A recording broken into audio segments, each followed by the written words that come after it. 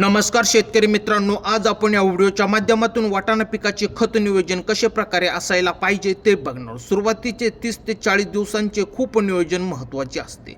या वेळेत नियोजन केले तरच आपल्याला या पिकातून भरघोस उत्पादन मिळू शकते. तर त्यासाठी कोणकोणती महत्त्वाची खते वापरली पाहिजे किंवा स्प्रे या ठिकाणी आपल्या वाटाणा पिकाला कोणते दिले गेले पाहिजे जेणेकरून वाटाणा पिकाची जास्त ग्रोथ होऊन त्याला भरघोस शेंगा लागतील आणि आपले उत्पादन हे वाढण्यासाठी खूप मदत होईल आणि शेती ही नियोजनबद्ध कशी होईल ते बघणार आहोत. वाटाणा पिकाला खूप रोग येतात, त्यामध्ये डावणी, करपा, भुरी यांना आपण योग्य वेळी आळा घातला नाही तर ती खूप मोठ्या प्रमाणात वाढून वाटाणा पिकाची जास्त प्रमाणात नुकसान करू शकतात. त्यामुळे योग्य त्या प्रमाणात फवारण्या कराव्या लागतील.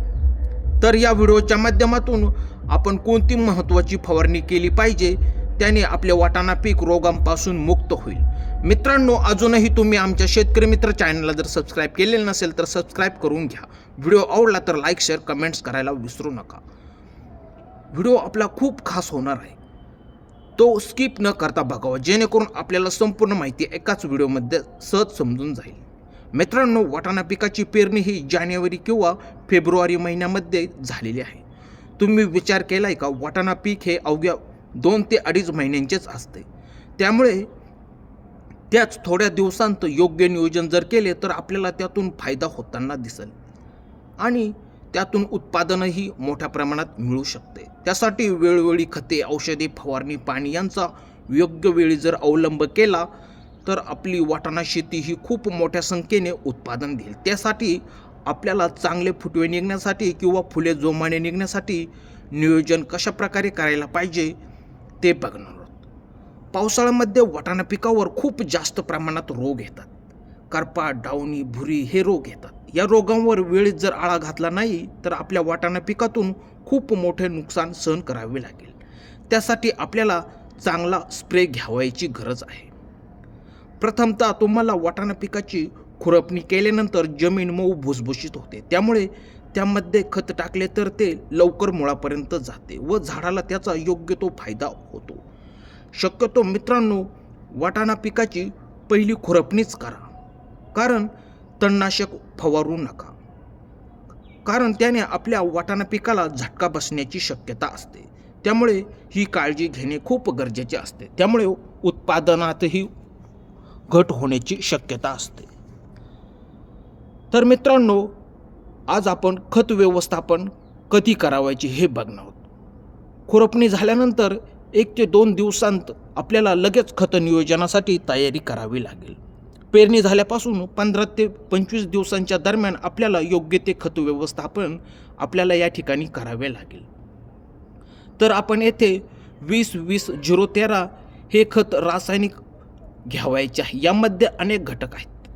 नत्र, स्फुरद, गंधक, नायट्रोजन, सल्फर हे घटक असल्याने हे खत खूप छान रिझल्ट आहे. या खतातील घटकांमुळे काय होते तर झाडाला योग्य त्या प्रमाणावर फुटवे येऊन प्रकाश संश्लेषण योग्य त्या प्रमाणात होताना या ठिकाणी तुम्हाला बघायला मिळते. झाडाची ग्रोथ पण जोमाने होते. नत्रामुळे काय होते, पीक हिरवेगार राहून त्यात काळोखीपणा जास्त काळ टिकून राहतो. खताबरोबरच आपल्याला तितकेच महत्त्वाचे आहे ते म्हणजे स्प्रे. खत टाकल्यानंतर 5 ते 8 दिवसांच्या दरम्यान आपल्याला लगेच या स्प्रेचा या ठिकाणी वापर करावायचा आहे. त्यामध्ये एक कीटकनाशक व बुरशीनाशक घ्यावायचे आहे. बुरशीनाशक का घ्यावायचे, कारण वाटाणा पिकावर करपा, भुरी, डावणी या रोगांचा प्रादुर्भाव आपल्याला मोठ्या प्रमाणात होताना दिसतो. तर तो होऊ नये म्हणून किंवा झालेला असेल तर तुम्ही आटोक्यात आणण्यासाठी याचा उपयोग या ठिकाणी करू शकता. तुम्ही बघा, पावसाळ्यामध्ये कितीही नाही म्हटले तरी या रोगाचा प्रादुर्भाव बघायला मिळतोच. शेतकरी मित्रांनो, तुम्ही साप हे बुरशीनाशक घ्यावायचे आहे. त्यामध्ये कार्बेनिझम 12% आणि मॅग्नेशियम 63 WP हे घटक आहेत. हे UPL कंपनीचे असून याचे प्रमाण आपल्याला 2 ग्रॅम प्रति लिटर पाण्यासाठी घ्यावायचे आहे. जर तुमचा पंप 15 लिटरचा असेल तर तुम्हाला 30 ग्रॅम घ्यावे लागेल.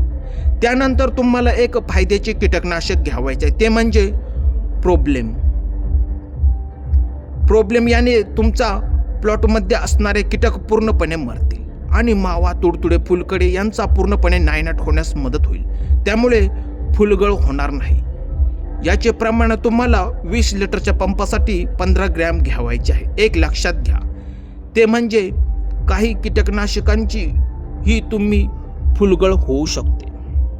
त्यामुळे तुम्ही जास्त कीटकनाशकांचा या ठिकाणी वापर करू नका. म्हणजे औषध फवारणी करताना पॉवरफुल औषधे फवारू नका.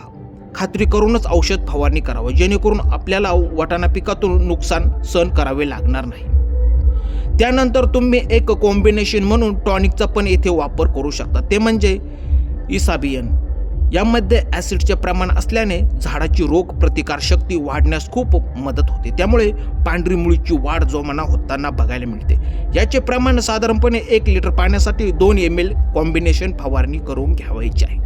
ही फवारणी केल्यानंतर तुम्हाला 8 ते 4 दिवसांमध्ये रिझल्ट बघायला मिळेल. तर आशा करतो की आमचा व्हिडिओ आवडला असेल. तर असेच शेतीविषयक नवनवीन व्हिडिओ बघण्यासाठी आमच्या शेतकरी मित्र चॅनलला जर सबस्क्राईब केलेलं नसेल तर सबस्क्राईब करा. धन्यवाद शेतकरी मित्रांनो.